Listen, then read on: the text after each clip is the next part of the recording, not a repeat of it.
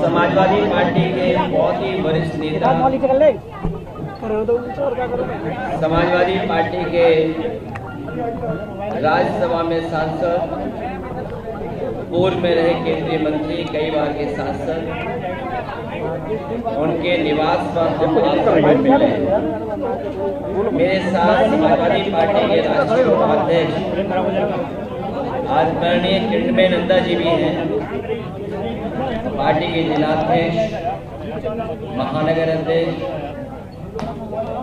और मथुरा के जिलाध्यक्ष, हाथरस के जिलाध्यक्ष और कई महत्वपूर्ण साथी हैं। जिस समय मैंने आने का फैसला लिया था, उस समय मैंने ये कहा था कि हमें कोई प्रदर्शन नहीं करना है, कोई हमें राजनीतिक जिस तरीके का ताकत दिखानी वो हमें नहीं दिखाना है। मुझे अपनी पार्टी के नेता से मिलकर जाना है, उनके घर निवास में जो परिवार के सदस्यों से मिलने जाना है। अरे यार तू बोझा भाई क्या बोल रहा है? इससे पहले भी पार्टी के हमारे राष्ट्रीय प्रमुख महासचिव दूसरे दिन ही आदरणीय रामविलास पासवान से मिलने आए थे, राष्ट्रीय प्रमुख महासचिव भी पहुंचे थे। जो घटनाक्रम हुआ है, जिस बात को लेकर के यहाँ पर आगरा में तलवारें लहराई गई, बंदूकें भी लहराई गई, डंडे थे वो लहराए गए। सुना है कि वो शांतिपूर्ण तरीके से सम्मेलन करने की परमिशन सरकार ने दी, और उससे पहले आपने सबने वो तस्वीरें देखी जहां पर बुलडोजर से चल करके कई थानों को क्रॉस कर करके लोग यहाँ आए, तोड़ फोड़ से लेकर के हमला किया है। उनका इरादा क्या था? उनका इरादा ये भी रहा होगा कि जान ले लें, क्योंकि जिस तरह के कथन, जिस तरह के वीडियो आ रहे हैं सामने, उसमें जो बोला जा रहा है, लोकतंत्र में, आजाद देश में इस तरह की भाषा और व्यवहार किसी के साथ नहीं हुआ होगा जिस तरह का हमने आपने व्यवहार और भाषा को देखा है। ये जो तलवारें लहराई जा रही थी, ये भोले सीधे साधे लोगों का फायदा उठा रहा था कोई। मैं इस बात को इसलिए कह रहा हूं, जिसने मुझे मारने का कहा कि मैं गोली मार दूंगा, वो बहुत ही गरीब, भोला भाला, सीधा इंसान है। इसी तरह बहुत सारे भोले भाले लोग आए थे, उन्हें कठपुतली की तरह इस्तेमाल किया जा रहा था। उन्हें ये भी नहीं पता था कि उनके कठपुतली बनाने में किनकी उंगलियों में धागा है। लखनऊ वालों के हाथ में धागा था कि दिल्ली वालों के हाथ में धागा था। ये जो कुछ हम लोगों ने देखा, ये लखनऊ और दिल्ली का जो झगड़ा है बड़ा वाला, उसकी वजह से ये ताकत दिखाने का प्रदर्शन हुआ था। आगरा सामाजिक न्याय के राज के स्थापित करने का जो संकल्प हम लोग उठा रहे हैं, उसी से रास्ता खुलेगा। क्योंकि बाबा साहब भीमराव अंबेडकर जी का दिया हुआ संविधान, ये हमारे लिए ढाल है। और कई मौकों पर कहा कि संविधान ढाल के साथ साथ संविधान हमारा संजीवनी है। और अभी तक तो बाबा साहब भीमराव अंबेडकर जी का संविधान हमारे सम्मान को, हमारे हक को, हमारे अधिकार को बचाते आया है। वही हमारा ढाल बनकर निकला है। इसलिए मैं कहना चाहता हूं, सामाजिक न्याय का राज स्थापित करने का जो संकल्प हम सब लोगों ने उठाया है, उसके लिए हम आज से आगरा को सामाजिक न्याय की पीड़ितात्मक राजधानी के रूप में स्वीकार करने की घोषणा करते हैं, क्योंकि आगरा जैसी जगह पर ही संकल्प लेना हम समाजवादियों के लिए बड़ी बात होती है। आगरा पीढ़ी के मान सम्मान के संघर्ष का नया कुरुक्षेत्र बनकर के निकला है और हमारे पीढ़ी के सम्मान और पीढ़ी से जुड़े हुए लोगों को बहुत बार अपमानित होना पड़ता है। समय समय पे हम लोगों ने अपमानित महसूस किया, अपमानित हुए हैं। जो आदरणीय सुमन जी के घर पे हमला हुआ है, ये कोई अचानक वाला नहीं था। आदरणीय सुमन जी के घर पर जो हुआ है हमला, बहुत सोच समझ करके हमला हुआ है, बहुत सोच समझ करके तैयारी के साथ हमला किया गया है। ये कोई सुनने में आ रहा है, जो सुनने में आ रहा है,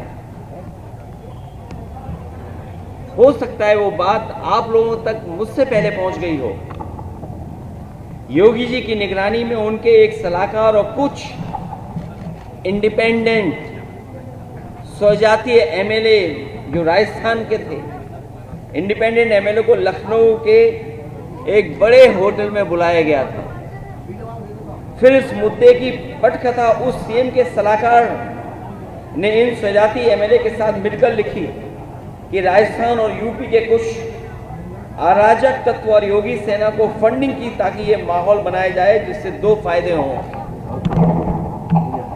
आपने आगे बम्बू लगा रखा है क्या? अच्छा, और क्या? केंद्र की बीजेपी सरकार को ये बताया जाए कि राजपूत योगी के साथ है और योगी की सीएम कुर्सी बनी रहे।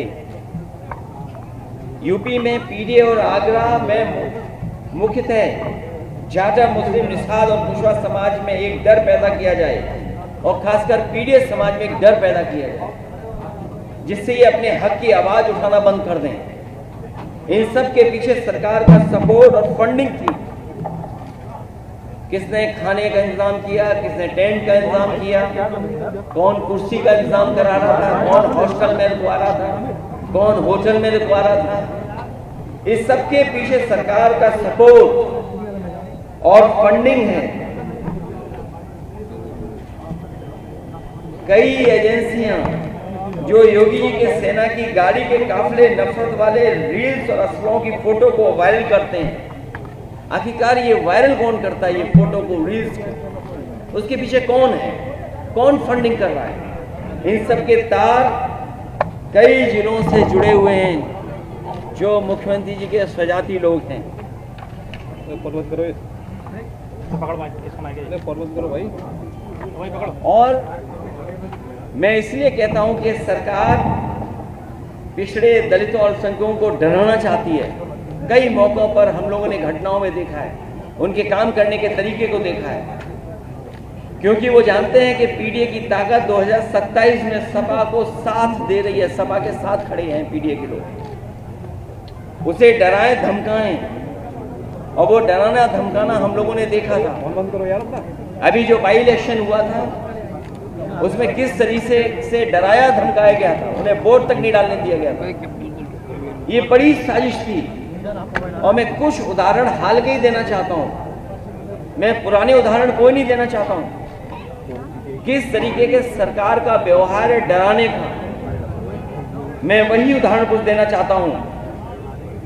हालांकि कुछ बातें जो घटनाएं हैं उसमें कुछ मिलकर के कुछ और फैसले हुए हैं, लेकिन जो घटनाएं हम लोगों ने देखी और हाल में हुई हैं, इलाहाबाद में एक दलित को जला के मार दिया गया क्योंकि उसने जाति विशेष के लोगों के गेहूं काटने से मना कर दिया। क्या आज के आजाद भारत में जहां बाबा साहब भीमराव अम्बेडकर जी का संविधान हो, वहां पर ऐसी घटनाएं होंगी कि अगर गेहूं के काटने के लिए मना कर दें तो उसकी जान ले लेंगे जला करके?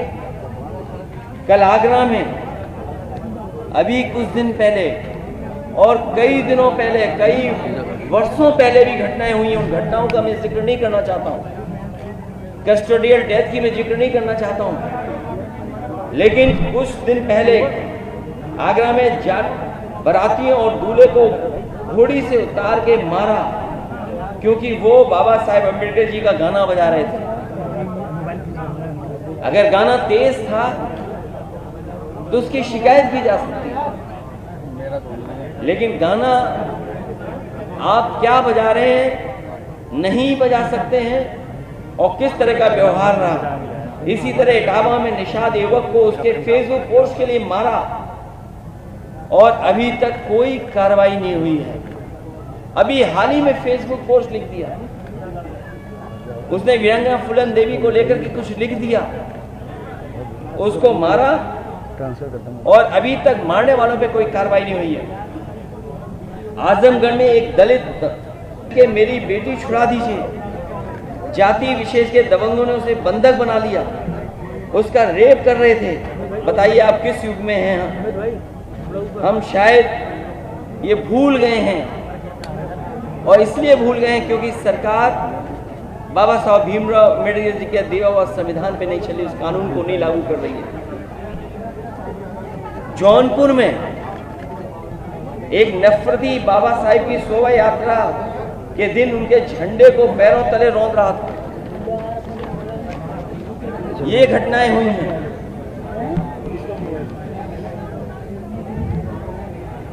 ये सब इसलिए हो रहा है क्योंकि आज सामंतवादी और प्रभुत्ववादी, उनको पता है कि उनकी सरकार है, और अगर इस तरह का काम करेंगे तो उन पर कोई कार्रवाई नहीं होगी।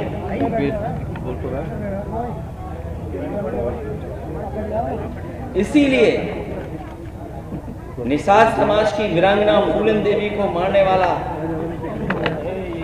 और किस तरह बोलने वाले लोग वहां शामिल हो, किस तरह ब्रॉडकास्ट किया जा रहा है आज के समय पर। आज जब मैं अपनी पार्टी के दलित सांसद राजीव सुमन जी के साथ खड़ा हूं तो याद होगा मुझे गोली मारने की धमकी मिल रही है, जैसे फूलन देवी जी को मारा जैसे वैसे तुम्हें मारेंगे। आखिरकार कौन है इनके पीछे? और अगर ये धमकी दी गई है, अगर वो पोस्ट वायरल हो रही है, सोशल मीडिया पे चल रही है, वैसे तो सरकार को खुद संज्ञान लेना चाहिए। क्या करूं? लेकिन अगर हमारी पार्टी के लोग शिकायत भी करने जा रहे हैं तो उस पर एफआईआर दर्ज नहीं हो रही है। बीजेपी के लोग कुछ भी लिख सकते हैं, उन पे एफआईआर नहीं होगी, कड़ी कार्रवाई नहीं होगी। और अगर एफआईआर हो भी जाएगी तो कार्रवाई नहीं होगी। करीबन 25-30 एफआईआर तो हम लिखा चुके हैं। इस सरकार में जाति कैसे काम कर रही है उसे देखिए। सम्राट अशोक, जिन्हें कुशवाहा मौर्य समाज अपना भगवान मानता है, उनकी जयंती पर सौहार्दपूर्ण आयोजन, एक व्यक्ति ने तलवार से केक काट दिया, उस पर कार्रवाई हो गई, पर पुलिस ड्रोन की निगरानी में तलवार लहराती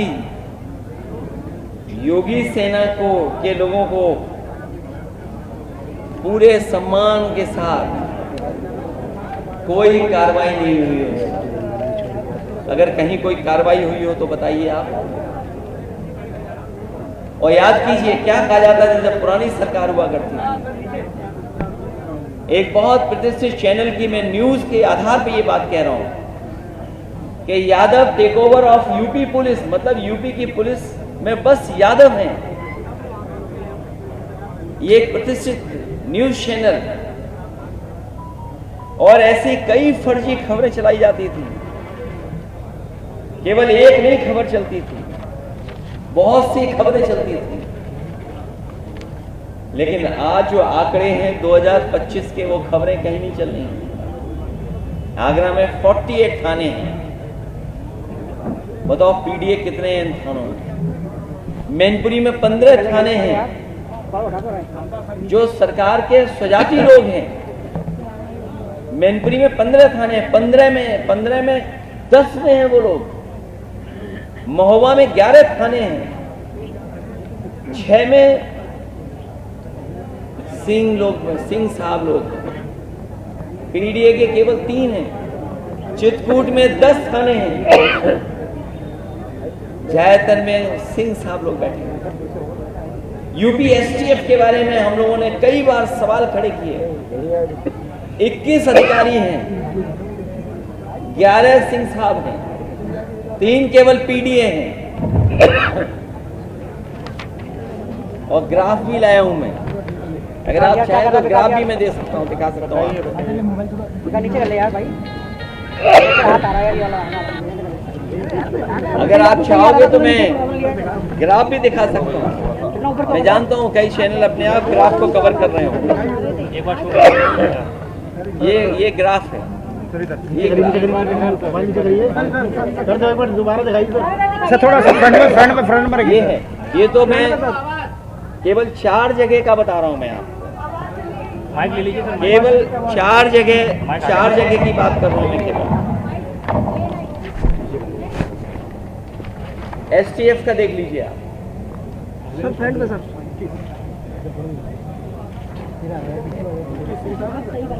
हैं?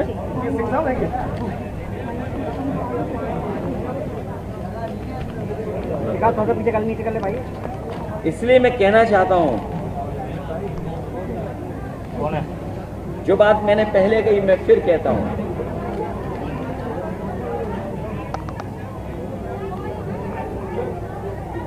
जो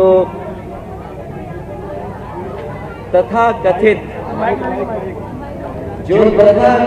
शक्ति प्रदर्शन आगरा में हुआ था, वो दिल्ली वाले लखनऊ वालों के बीच के सत्ता संघर्ष से उपजा। मनमानी की मनसबदारी का दौर अब नहीं चलेगा, क्योंकि अब बाबा साहब भीमराव अम्बेडकर जी का संविधान है। संविधान ही सर्वोपरि ही रहेगा, पहले भी था और आगे भी रहेगा। आगरा वासियों को आगे आकर के हिंसात्मक राजनीति का विरोध करना चाहिए। हम लोग तो विरोध कर ही रहे हैं, लेकिन आपके माध्यम से मैं आगरा वासियों से भी अपील करूंगा कि इस हिंसात्मक राजनीति का विरोध करना चाहिए, क्योंकि अगर आगरा का अमन चैन बिगड़ा और दुनिया भर में इसकी चर्चा हुई तो अंतर्राष्ट्रीय स्तर पर आगरा की छवि खराब होगी और पर्यटक यहां आने से कतराएंगे, जिसका सीधा असर आगरा के लोगों के काम कारोबार पर पड़ेगा और स्थानीय अर्थव्यवस्था बुरी तरह प्रभावित रहेगी। जिन लोगों ने केवल नफरत की राजनीति के लिए मुगल म्यूजियम का नाम बदल दिया, छत्रपति शिवाजी महाराज जी के नाम पर किया, अगर उनके नाम पर किया, किसी ने विरोध नहीं किया, हम लोगों ने भी विरोध नहीं किया। वो दुनिया का सबसे बड़ा आर्किटेक्ट, उसके माध्यम से वो बन रहा था, लेकिन क्योंकि समाजवादी लोग बना रहे थे, इसलिए वो म्यूजियम आगे भी नया बढ़ा, वैसा का वैसे दिखाई दे रहा है। उस म्यूजियम को बढ़ाया भी नहीं इन्होंने। जिस शहर को स्मार्ट सिटी बनाना था, वो शहर जाम में फंस गया, उलझ गया जाम में। जिस नदी के बारे में कहा कि हम यमुना साफ कर देंगे, यमुना नदी साफ हो जाएगी, मां गंगा को साफ करेंगे, आपके सामने है यमुना नदी को कितना साफ किया, मां गंगा को कितना साफ किया। ये जो मेट्रो का विकास भी दिख रहा है, ये समाजवादियों की देन है। इसी तरह बड़े पैमाने पे इन्वेस्टमेंट आए, यार क्या कर रहे हो भाई? बहुत बड़े देश के एक उद्योगपतियों को लाने के लिए, एक बड़ा शहर बसाने के लिए संजय खान जी को भी हम लोग लेकर के आए थे, जमीन उपलब्ध करा दी थी, लेकिन सरकार की जो नियत और मंशा है उसके तहत काम कर करके उनका भी काम रोक दिया, आज तक नहीं हो पा रहा है। इसलिए मैं आपसे कहना चाहता हूं कि ये जानबूझ करके पीडीए परिवार को और खासकर आदरणीय रामजी और सुमन जी को अपमानित करने के लिए काम किया था। समाज में जहर घोल दे इसलिए काम किया गया था। अपनी नाकामियों को छिपा ले इसलिए काम किया गया था। आज के लोकतांत्रिक देश में कोई नंगी तलवारें नहीं घुमा सकता। नंगी तलवारें और किस तरह का भाषा और व्यवहार का इस्तेमाल हुआ है, जो आज भी सोशल मीडिया पे चल रहा है। और तब जब रामजी और सुमन जी ने, जो हमारी पार्टी के वरिष्ठ नेता हैं, उनकी कही हुई बात हाउस के रिकॉर्ड से निकाल दी गई। अगर रिकॉर्ड से जो बात निकाली गई वो किस तरीके से सर्कुलेट की गई सोशल मीडिया पे, ये जिम्मेदारी विपक्ष के लोगों की नहीं है। अब भविष्य में भी अगर कोई बात सदन में कही जाए, और सदन कम से कम वो प्लेटफॉर्म है जहां अपनी बात रखी जा सकती है, जहां एक पक्ष कहा जा सकता है, दूसरा पक्ष भी कहता है। और इतिहास में कई ऐसे उदाहरण हैं जहां सदन में न जाने कितनी बातें कही गई हैं, लेकिन सरकार की जिम्मेदारी बनती थी उसको नहीं फैलाएं। लेकिन सरकार जानबूझ करके भोले भाले लोगों को कठपुतली बना करके उनसे राजनीतिक लाभ लेना चाहती थी। उसमें कामयाब नहीं होंगे। पीडीए परिवार जागरूक हो गया है और आगरा में हम लोग संकल्प लेते हैं कि न्याय का राज के साथ साथ सामाजिक न्याय के राज की स्थापना के लिए हम पीडीए परिवार के लोग एकजुट होकर के लगातार काम करते रहेंगे।